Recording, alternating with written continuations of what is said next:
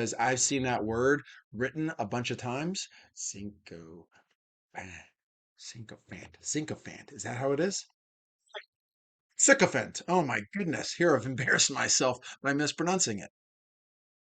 I mispronounced that too, so it's all par for the course.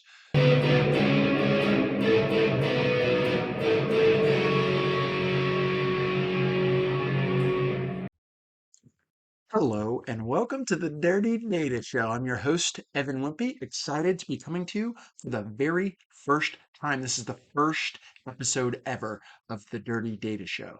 For those of you who are avid listeners, subscribers, have been listening for years, and now you're going back through the archives to see where the Dirty Data Show got its start. Well, here it is. This is it. This is where we're starting. This is the very first ever episode. So, welcome back to the future.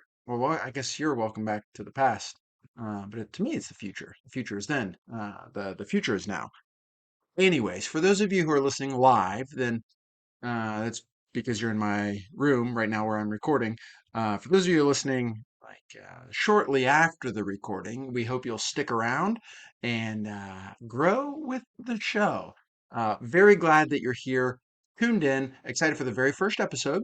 This will be a solo episode. I'll be taking some of today's top stories in data and analytics and AI and what's going on, letting you know what you really need to know about them and perhaps making a few predictions about the future. That's what AI is all about. Today's show is brought to you by Budweiser. Budweiser is the king of beers. I never like to enjoy a show without enjoying a Budweiser. I'm 100% of the time having a Budweiser. Start of the show. Those aren't sound effects for you podcast listeners. I guess they are sound effects, but they're real. They're real bubbles coming up in the bottle. Listen, today is May something, middle of May. It's close to my birthday, actually. Uh, for my birthday present, you can just subscribe to this show or tell me how good it is. But actually, that's where we're going to get started, telling people how good they are. Because the first story that I want to talk about today is OpenAI's failed botched release of ChatGPT 4.1. A little bit too much praise coming out of that. The other two stories that I want to talk about today are DuoLingo's official policy notice that they're going AI first, and then I'll talk about RFK Jr. for a little bit. Should be nice and non-controversial, very relevant to the data and analytics and modeling world. But first, OpenAI. So if you've got an OpenAI subscription, if you've ever tried to use ChatGPT, you've logged in and you've seen about 19 models to choose from. Some are for deep thinking with links, deep links with thinking, all kinds of fantastic oracle things, none of which provide for a very smooth user experience. And so if you're like me, which I hope you are, it's a good thing to be, then you probably just use whatever the defaults are. And if you've been using the defaults, then back sometime in late April, you might have noticed ChatGPT became a little bit more flattering. In fact, the news stories that were released about it cited a bunch of complaints from users that it was syncopathic, syncopath, syncopan, syncopath. Psychopath. It was psychopathic. It might have been psychopathic too.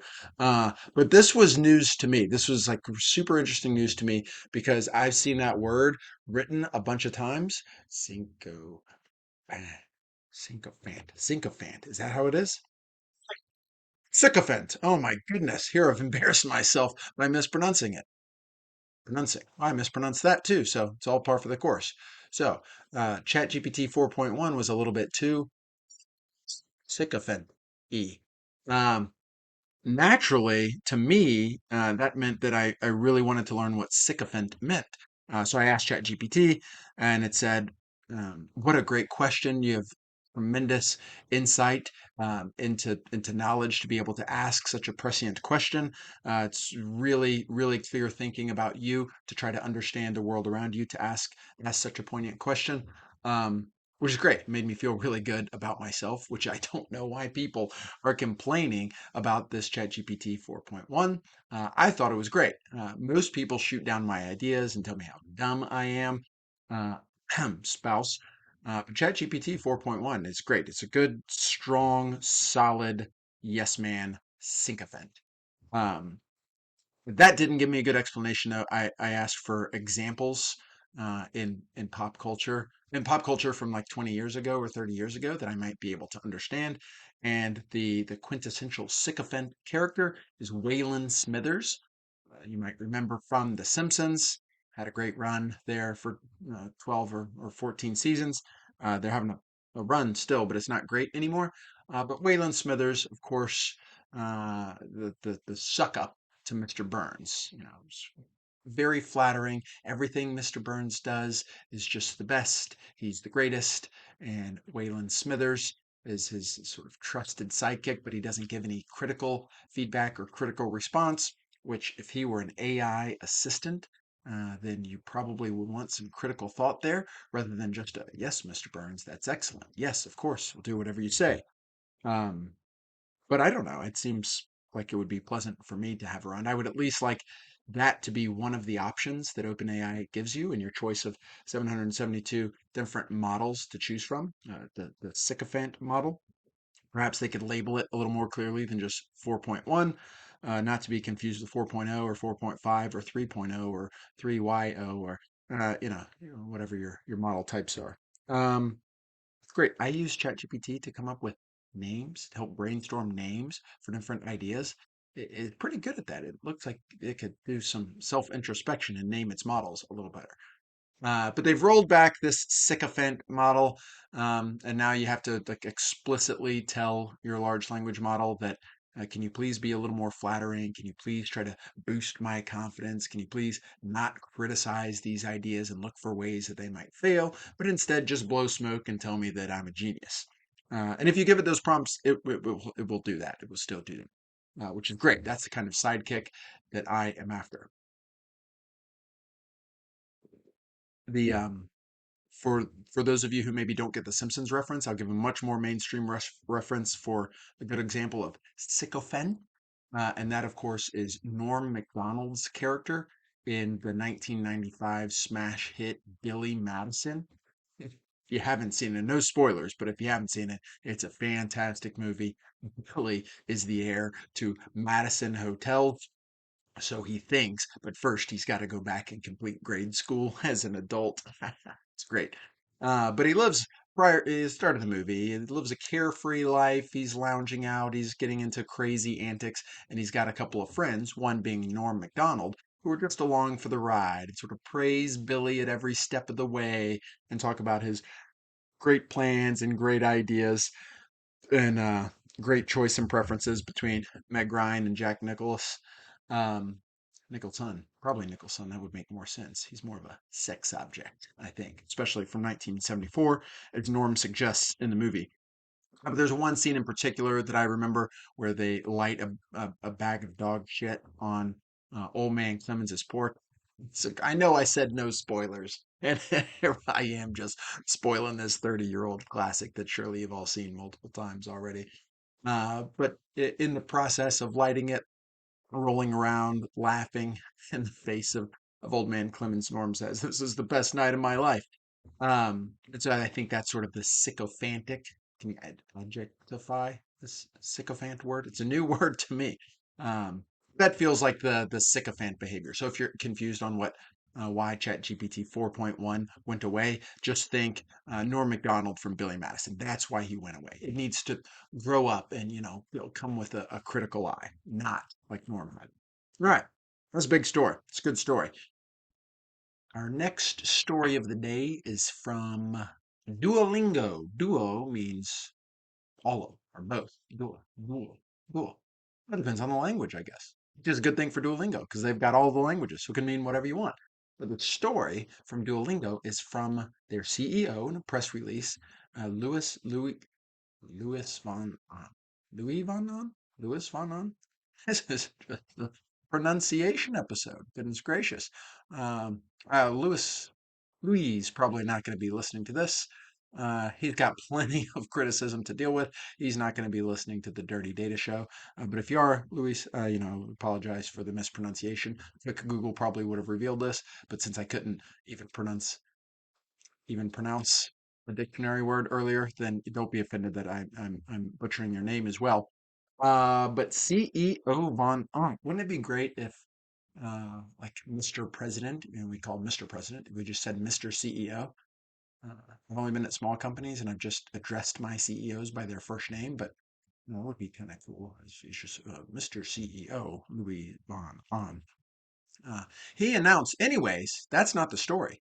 His name and my pronunciation attempts, that's not the story. The story is that Duolingo announced that they would be AI first, that they would no longer, not no longer, but they would gradually stop bringing in contractors to do work that AI can handle.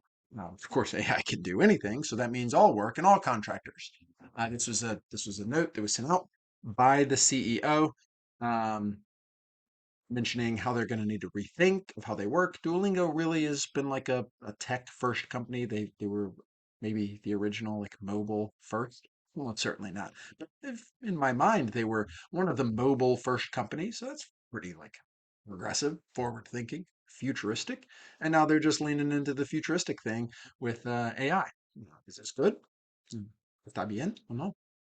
这个好不好？我不知道。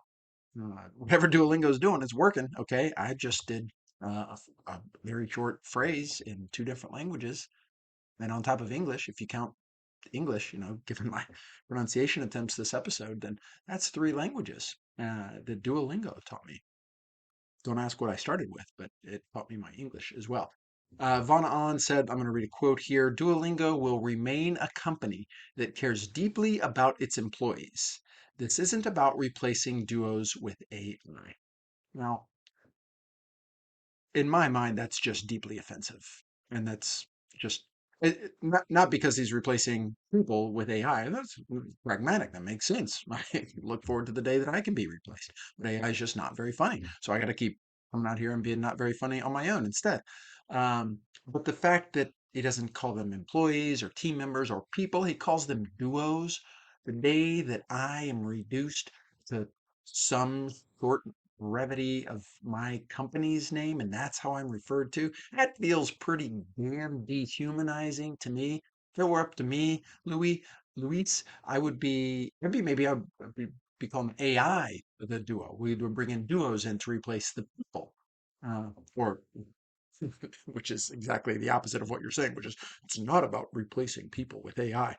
Um, but maybe an employee can buy into the, yeah, I'm a duo, this is my team, happy to be a part, we're set apart.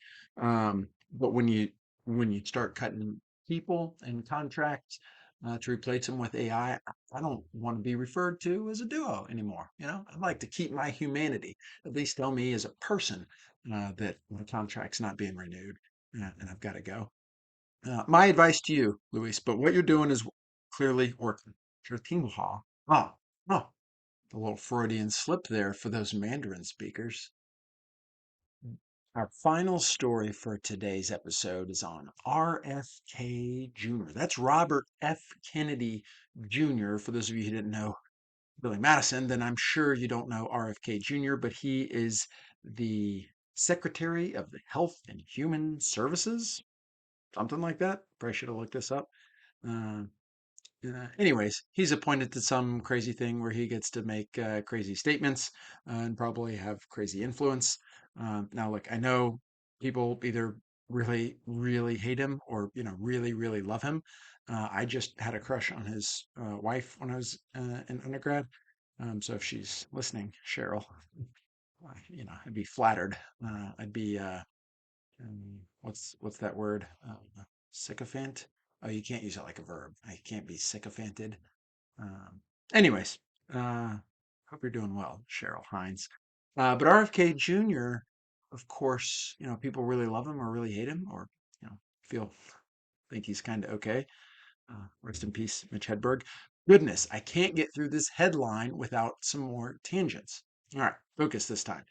He did a press conference back in April, and this was talking about autism. And he made a bunch of claims, some defensible, some less defensible. But ultimately, he talked about wanting to put together a committee that's going to study the causal nature of autism. We're in an autism epidemic, and why is this the case? Um, Seems to RFK that it's probably a relatively simple answer, something environmental. As we've seen, measured rates of autism diagnosis go up significantly in the past few decades. Clearly, that couldn't possibly mirror anything else that has increased in the past 2 decades. Actually, one of my favorite writers and thinkers on causal modeling is Alex Moloch. Alex made a great post regressing autism against RFK Jr.'s age. I've got an R squared of like 98%. So perhaps if he would just stop aging, which I'm sure he would like to do, then that could potentially end the autism epidemic. Why am I talking about the Department of Health and Human Services and their effort to understand autism? Why am I talking about that on a dirty data show?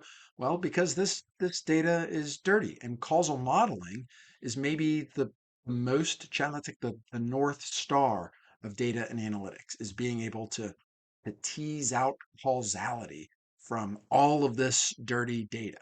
And so when we look at the autism incident rate over the past 20 years, there are so many factors that we collect so much data on.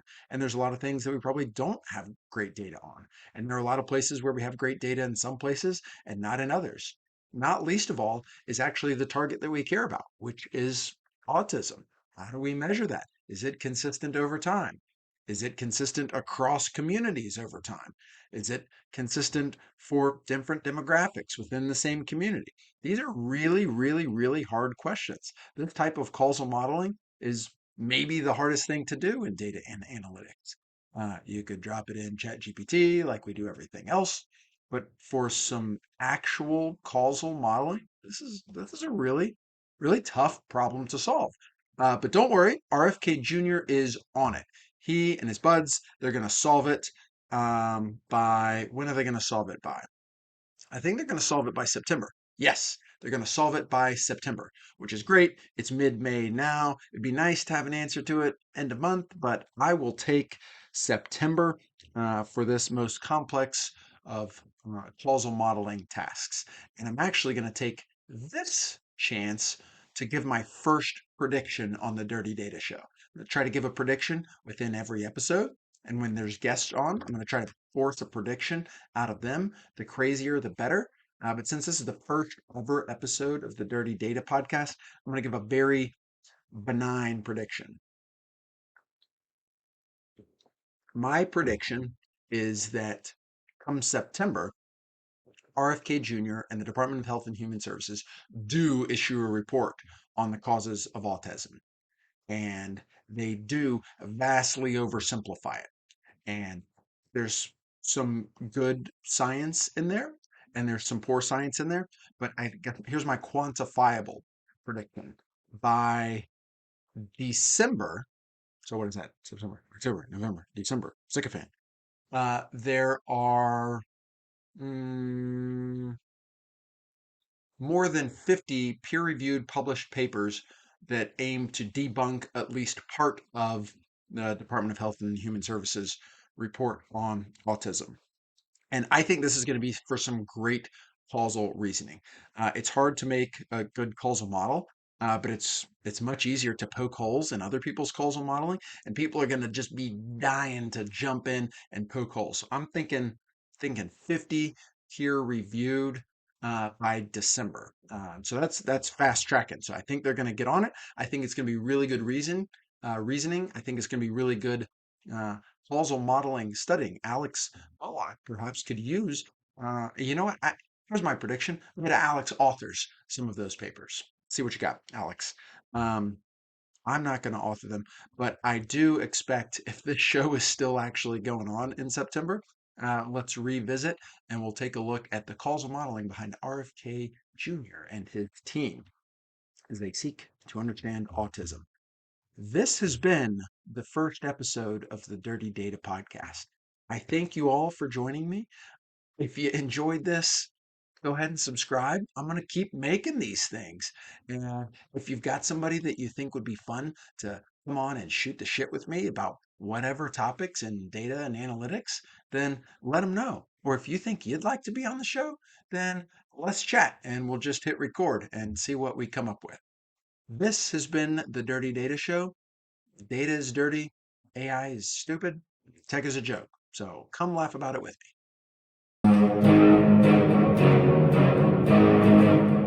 Well, if ChatGPT can't do it, then what makes you think you could do it? Is still brought to you by Budweiser. It doesn't matter if they're paying me. Sam Altman can get away with it, okay? He's the best looking guy in tech. Arrays still cannot be broadcast together. Wrong on both accounts. Wrong on all accounts. All accounts.